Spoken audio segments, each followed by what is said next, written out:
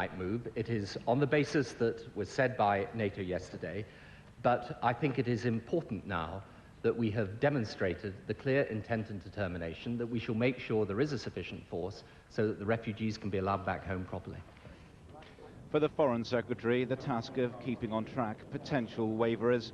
A whistle-stop tour today taking in Rome, Bonn and Paris. The message, one of unity, a message reinforced at NATO headquarters. We remain a united alliance. In fact, I could even say that there is as much harmony inside NATO today as in the Mormon Tabernacle Choir. Meanwhile, in Belgrade, 2 Australian aid workers are going on trial charged with spying. They face a military court sitting in secret, though the Australian ambassador there says justice should still be done. They allowed them all to have their own lawyers, and that was a good procedural step early in the process. And I'm confident that the defendants have got the best lawyers in Yugoslavia. They're very fine people, the lawyers. Meanwhile, the question of bringing Yugoslav's President Milosevic before a war crimes court has once again surfaced, with a news conference to be held tomorrow by the International War Crimes Tribunal in The Hague. John Ray, Sky News. Maximizing areas of agreement. That's how U.S. Deputy Secretary of State Strobe Talbot puts it. In other words, ironing out the thorny details of an international political settlement for Kosovo. We're trying to accomplish several things at once here. And first and foremost is to reverse this crisis. That means to reverse ethnic cleansing. That means to get the refugees back. But to do so in a way that also makes clear that there is still one state on the map, a state called Yugoslavia. Russian Foreign Minister Igor Ivanov also rules out any partition, telling a Russian interviewer nobody intends to divide up Kosovo. Strobe Talbot is one part of an international triangle. 3 special envoys trying to complete that peace plan. The other players, the European representative, Finnish President Martti Ahtisaari, and Russian envoy Viktor Chernomyrdin. Sticking points remain, especially the composition of an international peacekeeping presence for Kosovo and the withdrawal of Yugoslav troops from the province. Now, as Secretary Albright and others have said, once there have been complete withdrawals, the international community might consider permitting the return of some official Yugoslav personnel to perform very clearly specified and very carefully circumscribed and supervised functions within Kosovo. Russia says those functions could include guarding Serbian monasteries and shrines, as well as some border patrol. Moscow says Yugoslav troops should be allowed to remain behind. How many could be determined by negotiation with Belgrade. But getting agreement in the international community is only half the battle. The deal still has to be sold to Yugoslav President Milosevic, a task the Russian envoy will take on once again when he travels to Belgrade later this week. Jill Doherty, CNN, Moscow. Meanwhile, the air war has been stepped up. NATO says it carried out a record number of attack sorties Wednesday, striking at Serb artillery and tanks, as well as communications and fuel facilities. At the same time, NATO is going ahead with plans to build up a ground force for Kosovo. More on that from CNN's Brussels bureau chief, Patricia Kelly. NATO military headquarters near the town of Mons in southern Belgium. This is where military planners from NATO nations will meet Monday to work out which countries will commit troops to NATO's beefed-up Kosovo peace force, dubbed KFOR+. The massive destruction wrought by Milosevic's forces in Kosovo means that the originally planned total of 28,000 will no longer be adequate. Supreme Commander General Wesley Clark has won approval from NATO ambassadors for 45,000 troops to implement the peace settlement the alliance is still looking for. This force is going to be much more heavily armed. It's going to have to deal with much more uncertain conditions. The Serbs have laid thousands of mines. They've destroyed all the infrastructure as they've ethnically cleansed Kosovo. So we need a much more robust force. The British announced a further 10,000 troops will join KFOR, alongside more than 5,000 British military already deployed in Macedonia. A further 2,000 British troops are on standby, ready to leave for the region within days. NATO has always planned for a ground force to ensure the safe return home of the refugees once the air campaign had achieved its objective. We've already assembled a Kosovo force of about 14,000 in Macedonia, including substantial contributions from France, Germany, Italy and the United Kingdom. If current diplomatic efforts succeed in a peace deal, it is likely Russia will also contribute troops. But Russia is disputing NATO's original plan to divide Kosovo into sectors patrolled separately by the US, France, Italy, Germany and Britain. Moscow is pressing for a Yugoslav Serb security presence to remain in Kosovo, with Russian troops patrolling the predominantly Serb areas in the north. But US and European envoys still insist NATO retains command and control of KFOR. Current planning calls for KFOR to enter Kosovo via Macedonia. A further 10,000 troops on top of the 45,000 peace enforcers are needed for logistics. But they'll remain outside Kosovo under national, not NATO command. Patricia Kelly, CNN, at NATO headquarters in Brussels. Ukrainian political leader returned to his people, but not his home, and received a hero's welcome at a refugee camp in Macedonia. CNN's Tom Matier spoke with the exiled leader and joins us now from Skopje. Tom. Sonia, one of the biggest concerns here in Macedonia right now is the refugee situation. Mr. Rugova saw firsthand that situation by going to the camps and going to the border.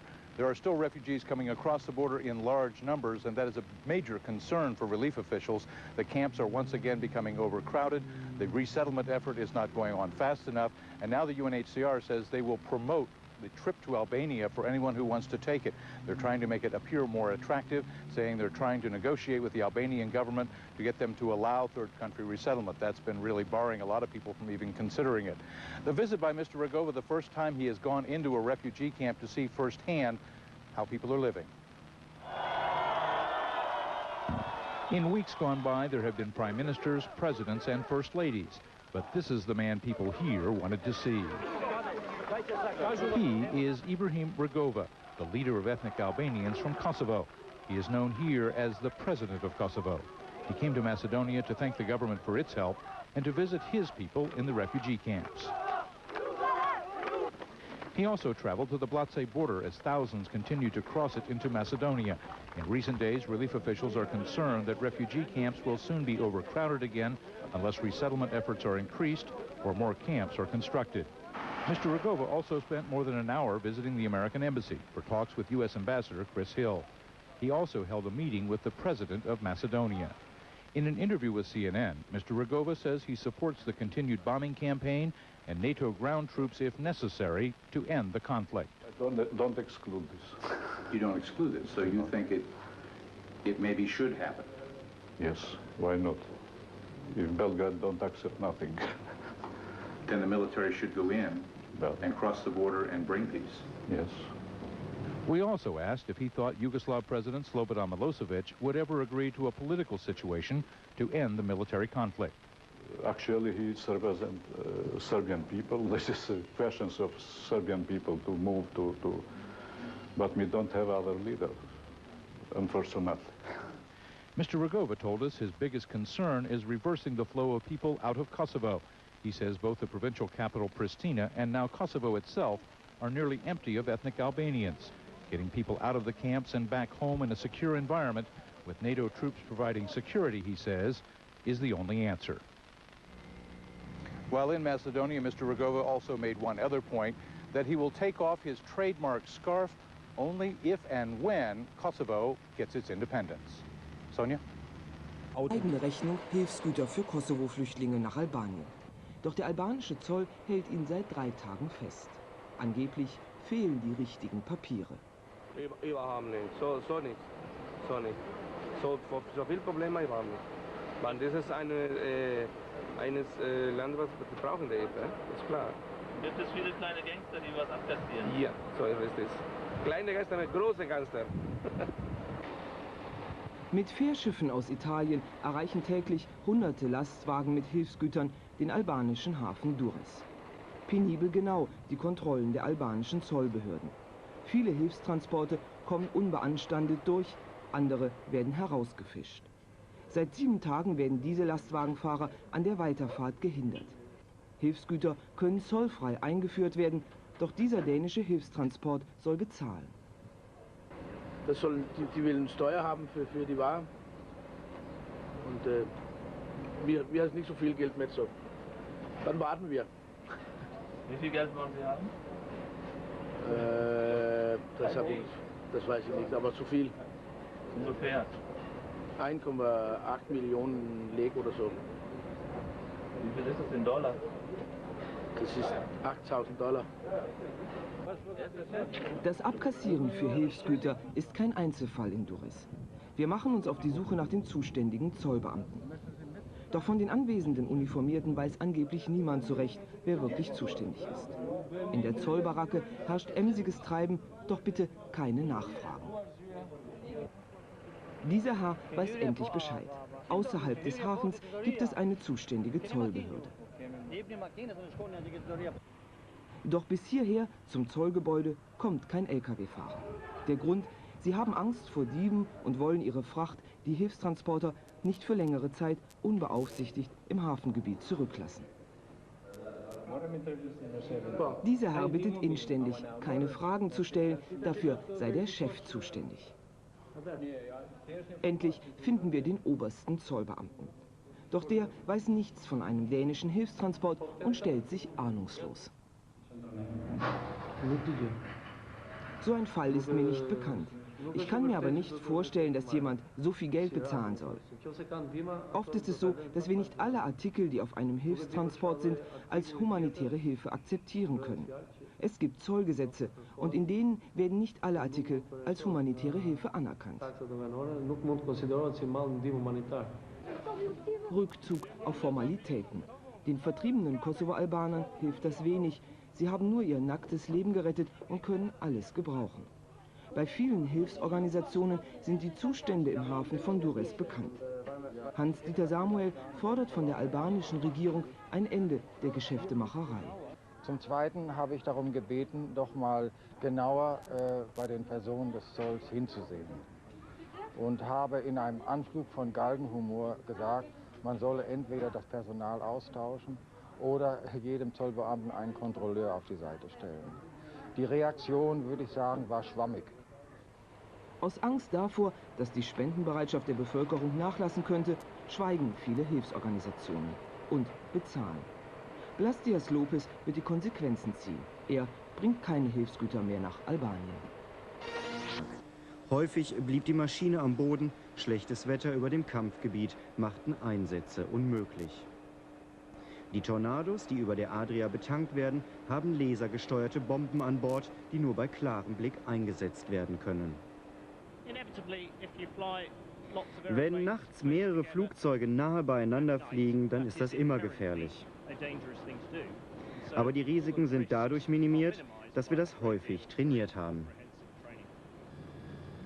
Ein 15 Meter langer Tankschlauch kommt unter dem Flügel hervor, der Tornado peilt mit seinem Stutzen an.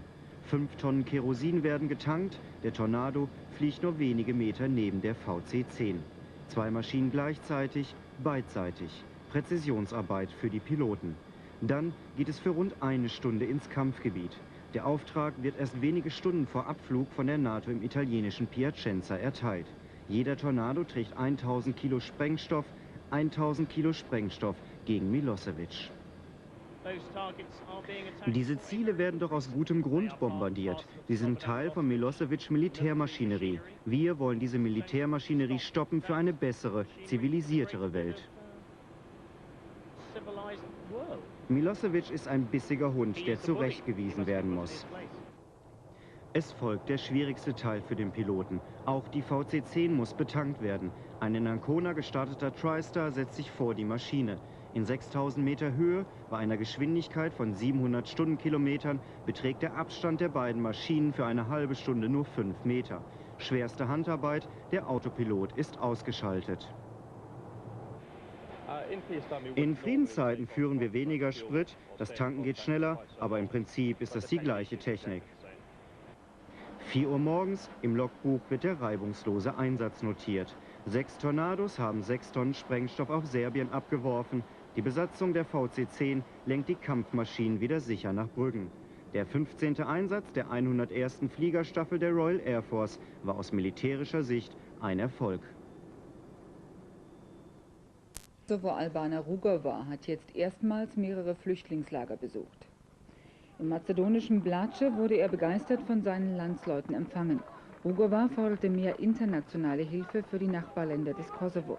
In den mazedonischen Lagern wird die Situation unterdessen wieder kritisch. Allein in den letzten 24 Stunden trafen mehr als 7.500 Menschen ein. Bis zu 15.000 weitere Flüchtlinge sollen im Kosovo warten. UNO-Angaben zufolge haben die Serben die Grenze wieder abgeriegelt. CNN has learned that the War Crimes Tribunal in The Hague plans to indict Yugoslav President Slobodan Milosevic for war crimes. He would be the first sitting head of state ever indicted on such charges. CNN's chief international correspondent, Cristiano Manpour, broke the story and joins us now with the very latest. So what do we know, Cristiano? Well, sources are telling us that this indeed is going to be announced tomorrow. As you know, the International War Crimes Tribunal never comments publicly or indeed informally on their investigations or prospective indictments, but they have said that they have a major announcement to make tomorrow in The Hague at 2 p.m. Local time, and we have been told that an announcement of the indictment of Slobodan Milosevic will be forthcoming, and indeed we also understand that there will be others indicted as well tomorrow. Again, we don't know the details, we don't know the specific charges. We use war crimes here as the umbrella term, although we don't know whether it will be specifically crimes against humanity, and the highest of that would be genocide. But we expect to hear all that tomorrow in The Hague. Is there anything significant about this and the timing of it? Everything is significant about it. It's an extraordinarily bold step to take after a great deal of pressure on the International War Crimes Tribunal for years, not just weeks and months, to indict at the very highest level of political authority, at the very top of the chain of command. And Judge Arbor, the chief prosecutor in The Hague, has been investigating for a long time now. She's been banned by the Yugoslavs from going into Kosovo, but she has gathered much eyewitness evidence, plus videotape and satellite imagery that has come out, and she has also asked and received promises of help in the realm of sensitive intelligence from the NATO governments, which would have the means to gather the kind of electronic surveillance, intercepts and things like that. She was insistent that she should have a case that would stand up in court when she finally got to the level that she felt that she could actually have an indictment and hand down an indictment at the highest level. Now, we've seen other indictments, notably Radovan Karadzic, for example, and yet he has not yet been brought to trial. Is there any reason to believe that this will be any different? Well, you know, many people complain that they have not been arrested. Radovan Karadzic, Ratko Mladic are so far the highest level to have been publicly indicted, the leaders of the Bosnian Serbs. And they have not been arrested neither by the Bosnian Serbs themselves nor by the NATO Peace Implementation Force, SFOR, in Bosnia. And this is a source of great complaints among the law enforcement and the International War Crimes Tribunal. It is considered highly unlikely in the short term that Slobodan Milosevic would be arrested or face trial. The interesting question right now is how does it affect the current status of this war, of NATO's war, and the simultaneous attempt to get a negotiated end to this war. Milosevic, we understand, is trying to come up with a face-saving agreement, is still playing very hardball, if we're to believe what we hear from the negotiators, and whether he will be able to continue to play hardball or not, or decide that now is the time to take a deal and do the best he can right now. Crimes. This comes as diplomatic efforts to solve the Kosovo crisis are underway in Moscow Wednesday between the U.S., the EU, and Russia. Russian Special Envoy Viktor Chernomyrdin travels to Belgrade on Thursday. Wednesday, he held talks with the U.S. Deputy Secretary of State and the Finnish president. U.S. Deputy Secretary of State Strobe Talbot was engaged in marathon negotiations in Moscow. On Wednesday morning, he met Russian Foreign Minister Igor Ivanov.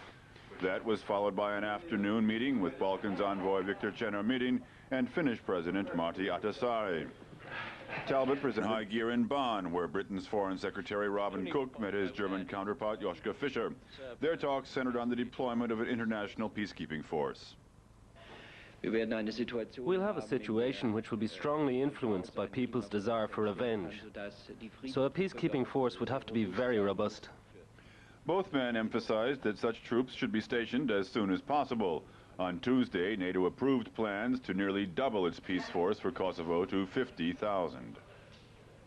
NATO flew a record number of attack missions over Yugoslavia on Wednesday, targeting Serb cities and Serb army positions.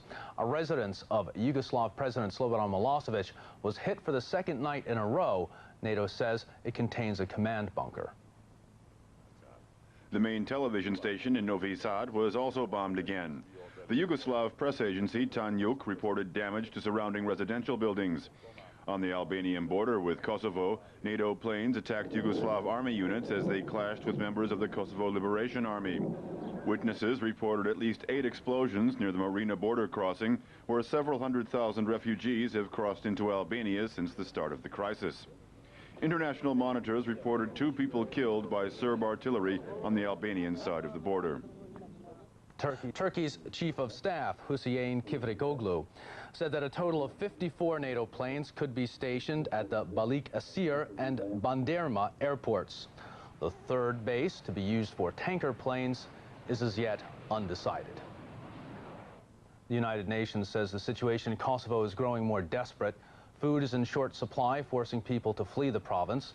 And it appears that the Yugoslav army has closed the border to Macedonia. The UN High Commissioner for Refugees says Serb soldiers are preventing some 15,000 Kosovo Albanians from crossing the border. The commissioner adds there's little room left in the refugee camps for new arrivals. Refugees on the Albanian border with Kosovo will be moved from the Kukes area to camps further inland. The war front is getting too close. Yugoslav troop positions and the never-ending stream of refugees are the biggest problems. It's the same in Macedonia, where more than 6,000 Kosovo refugees crossed the border in one day, and 15,000 more are still waiting. But the border crossing is repeatedly closed by Serbian soldiers. Aid organizations are worried about a disaster in the next few days. They say there's a lack of official cooperation. This is a manageable refugee crisis. The numbers are not and should not be overwhelming. We've had bigger numbers in worse situations. We can do it, but we need that cooperation. And, you know, the politics of it are inevitable, but they should not be allowed constantly to interfere with doing what we need to do. The Macedonian government is included in this criticism. Ibrahim Rugova, the political leader of the Kosovo Albanians, visited the Macedonian refugee camps Wednesday for the first time. He sees only one possibility. Without international presence, it's impossible today to help the people in Kosovo, because, you know, I've been in Pristina. Pristina is empty city. It's phantom city. Kosovo is empty today. While discussions about the refugees returning to their homes continue, the forced deportations of Albanians from Kosovo are entering their final stage. German camp. Lots of shooting. I hope that my house is safe. Ekrem's mother can't hide her grief. Here, in this situation, there's no way I could do the investigations that would be routine for me at home. I can't just send him off for an MRI scan or a blood test, and those things are not available in this country.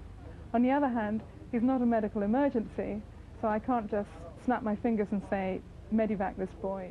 In a refugee camp, the healthy don't get everything they need, let alone those with mental problems. The resources don't exist to treat those with psychological scars. For a long time, Florim couldn't get the picture out of his mind of his dead uncle, killed by the Serbs. He was haunted by his uncle's face. He had terrible nightmares. But traditional psychiatric techniques have pulled him through.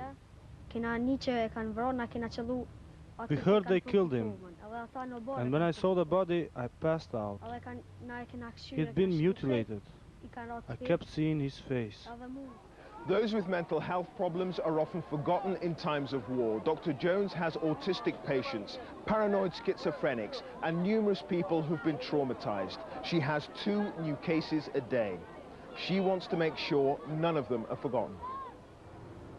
Ekrem will probably have to leave the refugee camp to get the help he needs. In the meantime, he'll continue to have nightmares, continue to see vivid reminders of the war in Kosovo.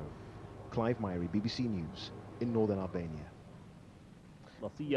مراكز قيادة في نوفي ساد بالإضافة إلى مستودع تابع للشرطة الخاصة في بلغراد. وفي بريشتينا المدينة الرئيسية في كوسوفو استهدفت الغارات الأطلسية نفقا للقطارات يستخدم مستودعا للمعدات العسكرية. وأوضح الحلف أن جميع الطائرات عادت إلى قواعدها سالمة، نافيا بذلك أن تكون المضادات الأرضية اليوغوسلافية قد أسقطت طائرة من طائراته. وكانت وكالة تانيونغ اليوغوسلافية للأنباء أكدت في وقت سابق أن الدفاعات الأرضية اليوغوسلافية أسقطت طائرة تابعة للحلف من طراز هارير في منطقة بوزاريفاتش، والتي تبعد 70 كيلومترا جنوب شرق بلغراد. وأضافت الوكالة أن الدفاعات الأرضية دمرت 3 صواريخ أطلقتها الطائرات المغيرة، بينما أصابت 5 صواريخ أخرى مبنى التلفزيون الصربي في نوفي ساد. وهذه هي المرة الثالثة التي يتعرض فيها المبنى المذكور للقصف منذ بدء المعارك. ويأتي هذا التكثيف الملحوظ في الغارات الجوية في وقت بدأ الحديث فيه وراء الكواليس عن اقتراب موعد التدخل البري. وربما تزيد من صحة هذا الاحتمال التدريبات التي تجريها القوات البرية للحلف على قدم وساق في مقدونيا المجاورة. كذلك الحديث عن زيادة عدد هذه القوات في الأيام الأخيرة. كل هذه العوامل دفعت البعض للتكهن بنهاية قريبة لمحنة اللاجئين، لكن الأكيد أن الأسابيع القليلة القادمة ستكون حبلى بالأحداث. في الساعات الماضية في إجلاء آلاف عدة من اللاجئين الذين وصلوا إلى المنطقة الحدودية ونقلتهم إلى معسكرات أكثر أمنا داخل مقدونيا. وتلقى اللاجئون في مقدونيا اليوم دعما معنويا تمثل في الزيارة التي قام بها إبراهيم روغوفا الزعيم المعتدل لألبان كوسوفو إلى معسكر سينكوفيتش، حيث استقبله آلاف اللاجئين الكوسوفيين استقبال الأبطال. من جهة أخرى أعلنت الدول المانحة ضمن مجموعة 24 في بروكسل أنها قررت منح ألبانيا 200 مليون دولار لتغطية حاجاتها المالية بعد تدفق اللاجئين عليها. President Milosevic will tomorrow become the first serving head of state charged with war crimes. Investigators have gathered powerful evidence of atrocities from Kosovan refugees driven from their homes, and he's also being linked with mass graves in Bosnia. This all follows years of investigation from the International War Crimes Tribunal. It's not yet known if the indictment includes information provided by British intelligence. It is for them, not for us, to make any statement. We cannot confirm anything that they may wish to do, nor does NATO have any control over what they wish to do, nor would we wish to assert any such control. It is for them to decide what to do. In Washington, though, a hint of satisfaction at the development. It is important for them, the War Crimes Tribunal, to follow out the evidence that it has and let the judicial process work, and so I think it's very important to have it continue. The Allies, though, may be wary of backing Milosevic into a corner, especially as the military pressure continues to mount. NATO today bombed Serbia.